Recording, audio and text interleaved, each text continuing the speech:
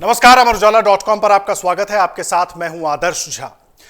देखिए, पीलीभीत सीट उत्तर प्रदेश की, उस पर लगातार सबकी नजरें बनी हुई हैं। इसलिए बनी हुई हैं क्योंकि अगर आज की बात करें तो आज से जिन प्रथम चरण की सीटों के लिए नामांकन होने हैं उसमें से एक पीलीभीत भी है। लेकिन अभी उत्तर प्रदेश में इस सीट पर किसी भी पार्टी ने प्रत्याशी के नाम की घोषणा नहीं की है। वरुण गांधी को लेकर लगातार कयासबाजी चल रही थी क्योंकि पिछले 2-3 सालों में जिस तरह से वो बीजेपी की ही नीतियों को लेकर सवाल उठाते रहे, बीजेपी के सांसद होते हुए, उसको लेकर सबके मन में ये सवाल था कि क्या बीजेपी उनको टिकट देगी। हालांकि अभी उस पर से पर्दा उठा नहीं है, ये जल्दी ही साफ हो सकता है।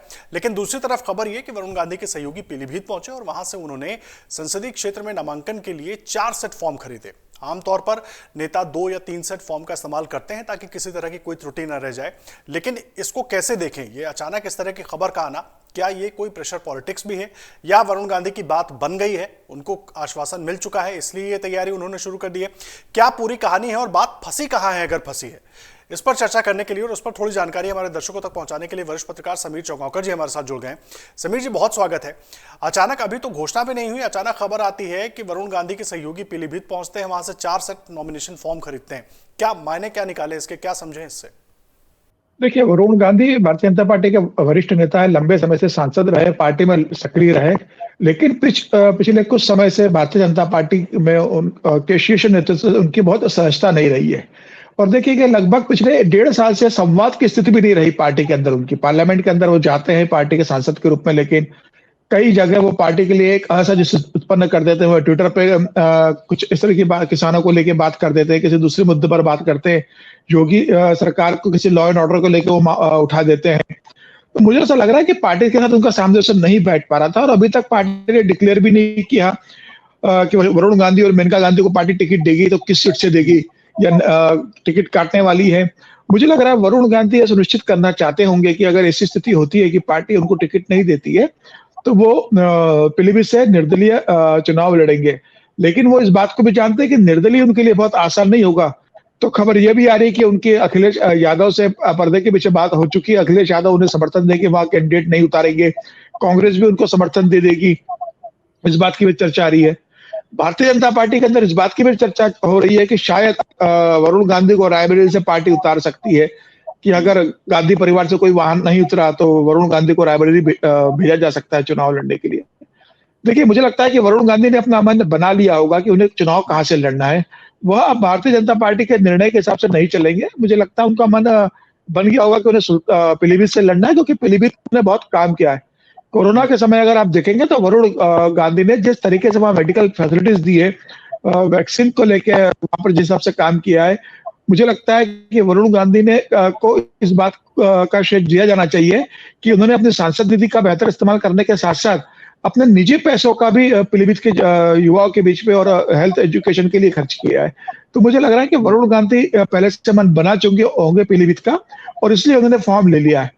बात आप कह रहे हैं, लेकिन मुझे एक बात बताइए, बीजेपी जिस तरीके से चलती है, बीजेपी में जिस तरीके से फैसलों को माना जाता है या मनवाया जाता है, उसमें इस तरह के प्रेशर पॉलिटिक्स क्या और परिस्थितियों को नेगेटिव नहीं करेगी? अगर बात चल भी रही होगी, कहीं संशय होगा भी कि उसको दूर किया जा सकता है। देखिए, मुझे लगता है कि वरुण गांधी और भारतीय जनता पार्टी के बीच संवाद लगभग पिछले 1 साल से बंद है और वरुण गांधी को लग रहा होगा कि हो सकता है पार्टी उन्हें नई टिकट दे, उन्हें कहीं से खबर लग रही होगी पार्टी उनको टिकट नहीं देने वाली है, तो उन्होंने एक फॉर्म खरीद के रख लिया और पार्टी को संदेश देने की कोशिश की होगी कि मैं पीलीभीत से तैयारी कर रहा हूँ। देखिए, मुझे लगता है कि भारतीय जनता पार्टी वरुण गांधी को टिकट देगी। उन्होंने अनुशासनहीनता की कोई लक्ष्मण रेखा नहीं लांगी है। उन्होंने पार्टी के ऊपर खुलकर कुछ तरीके से इस तरह के आरोप नहीं लगाए कि पार्टी उन्हें अनुशासनहीनता का कोई नोटिस जारी करे या पार्टी को बहुत ज्यादा शर्मिंदगी का सामना करना पड़े उनके बयानों को लेकर, या विपक्ष के नेताओं से उनकी कोई मुलाकात नहीं है कि वो अखिलेश यादव से मिलने चले गए या उनकी कोई राहुल गांधी या प्रियंका गांधी से मीटिंग हो गई है। मुझे ऐसा लगता है कि भारतीय जनता पार्टी उन्हें टिकट देगी, लेकिन अब कहां से टिकट देगी यह देखना बाकी होगा। हो सकता है मेनका गांधी का टिकट इस बार सुल्तानपुर से कट जाए और खाली वरुण गांधी को टिकट दे दिया जाए। देखिए, अगर खाली सिर्फ सांसद बनाने की बात होगी तो मुझे लगता है कि वरुण गांधी को पार्टी जिस तरीके से सांसद बना के छोड़ दिया था खाली, वैसा फिर सांसद बना सकती है कि आप सांसद बनी रहिए। लेकिन मुझे लगता है कि वरुण गांधी अब इस बात को जानते हैं कि भारतीय जनता पार्टी के शीर्ष नेतृत्व के साथ उनके जिस तरीके से रिश्ते खराब हो चुके हैं उनके लिए बहुत मुश्किल है भारतीय जनता पार्टी में संगठन में या सरकार में कोई जिम्मेदारी मिलने का। आप देखिए वो नेशनल एग्जीक्यूटिव कमेटी के मेंबर भी नहीं है, पहले हुआ करते थे, वहां से भी नड्डा जी की टीम से वो बाहर हो चुके हैं। बात मैं समझना चाहूंगा क्योंकि लगातार आप बहुत करीब से इस सबको देखते रहे हैं। बड़े पॉम्प एंड शो के साथ वरुण गांधी को लेकर जाया गया, वो सांसद बने और शुरुआती दौर में लग रहा था कि उनको उसी तरह की कुछ बड़ा पद दिया जा सकता है या उनको उस तरह की जगह पर लगाया जा सकता है जहां शायद वो आगे की लीडरशिप के तौर पर डेवलप हो। लेकिन अचानक ये ब्रेक लग कैसे गया? और जब ये ब्रेक लगा उसके बाद अचानक वरुण गांधी मुखर हो गए, अपनी सरकार की नीतियों पर सवाल उठाने लगे। देखिए वरुण गांधी को और मेनका गांधी को भारतीय जनता पार्टी में लाने का श्रेय प्रमोद महाजन को जाता है। और प्रमोद महाजन थे जो वरुण गांधी और मेनका गांधी को भारतीय जनता पार्टी में लेकर आए थे। और वरुण गांधी भारतीय जनता पार्टी के इतिहास के सबसे यंगेस्ट महासचिव बने थे। उन्हें महासचिव बनाया गया, उन्हें पश्चिम बंगाल का प्रभार दिया गया। वरुण गांधी पश्चिम बंगाल में काम भी करते थे, हिंदुत्व को लेकर उनके बहुत बयान आए थे, उसके बाद वो गिरफ्तार भी हुए थे। भारतीय जनता पार्टी के राष्ट्रीय अध्यक्ष जब राजनाथ थे तो राजनाथ उनसे मिलने गए थे जेल के अंदर, जब वो जेल में थे। भारतीय जनता पार्टी उन्हें एक भविष्य का नेता के रूप में देख रही थी और मानकर चल रही थी कि वरुण गांधी को हम राहुल गांधी और प्रियंका गांधी के काट के रूप में इस्तेमाल करेंगे। और जब वरुण गांधी भारतीय जनता पार्टी में आए थे तो प्रमोद महाजन का उस समय एक बयान आया था कि आधी कांग्रेस सोनिया जी के पास है और आधी कांग्रेस भारतीय जनता पार्टी के पास है। और भारतीय जनता पार्टी उन्हें एक भविष्य का नेता के रूप में दिख रही थी। लेकिन मुझे ऐसा लगता है कि वरुण गांधी भारतीय जनता पार्टी, वो बोलने में बहुत आउटस्पोकन है, वो धैर्य नहीं रखते हैं, जो मन में होता है बोल देते हैं। राजनीति में ऐसा होता नहीं और भारतीय जनता पार्टी में आपको धैर्य रखना पड़ता है। कोई बात आपको पसंद नहीं आती तो आपको पार्टी के फोरम में उसे बोलना पड़ता है, सार्वजनिक रूप से बयानों से बचना पड़ता है। वरुण गांधी शायद ये बात समझ नहीं पाए कि भारतीय जनता पार्टी में सार्वजनिक रूप से दिया गया बयान अनुशासनहीनता माना जाता है। जब अमित शाह उत्तर प्रदेश के प्रभारी बने, संगठन के सचिव बनकर राजनाथ की टीम में आए, उस समय वरुण गांधी उत्तर प्रदेश से सांसद थे, बड़े नेता थे। उस समय अमित शाह जी से उनकी कुछ बैठकों में किसी चीज पर वाद विवाद हुआ। मुझे लग रहा है कि उस समय संबंध अमित भाई से उनके खराब होना शुरू हो गए थे।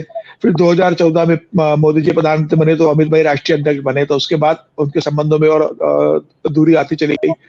तो ये कारण रहा। फिर मेनका गांधी मंत्री रही, बाद में मेनका गांधी को ड्रॉप कर दिया गया। तो वरुण गांधी का संवाद भारतीय जनता पार्टी के अंदर पूरा टूट गया। राष्ट्रीय अध्यक्ष जेपी नड्डा बने तो उनसे भी उनका संवाद नहीं रहा, संगठन लोगों के से नहीं रहा, यूपी के महासचिव के साथ रहा। योगी आदित्यनाथ जब मुख्यमंत्री बने 2017 में, उस समय वरुण गांधी का भी नाम चल रहा था। वरुण गांधी के नाम के बहुत पोस्टर लगे थे उत्तर प्रदेश के अंदर कि मुख्यमंत्री होना चाहिए। पार्टी ने यह माना कि वरुण गांधी अपना प्रेशर के लिए पोस्टर लगवा रहे हैं, इसे अनुशासनहीनता के रूप में देखा गया। योगी आदित्यनाथ मुख्यमंत्री बन गए तो योगी आदित्यनाथ वरुण गांधी के बीच में दूरियां बढ़ गई। तो वरुण गांधी कोई भी ऐसा नेता नहीं रहा जिसके से कहा जा सकता है कि वरुण गांधी के उसके साथ सहजता के संबंध है, बाकी लोगों से भले उसके हो। वो पार्टी में सबसे दूर होते चले गए। ये अहम बात आप कह रहे हैं और जाहिर सी बात है बहुत ज्यादा वक्त नहीं है, जिस तरीके से आप भी कह रहे हैं कि अगले 48 घंटों में तस्वीर साफ हो जाएगी। इंतजार करते हैं, देखते हैं क्या होता है। हालांकि वरुण गांधी ने अपनी तरफ से तो प्रेशर पॉलिटिक्स शुरू कर दी है, अब इसको लिया कैसे जाता है वो भी बहुत जल्द हम सबके सामने आ जाएगा। बहुत धन्यवाद समीर जी हमारे साथ जुड़ने के लिए, और जो पूरी परिस्थिति बनी हुई है ना उस पर तस्वीर को थोड़ा साफ करने के लिए बहुत धन्यवाद सर आपका।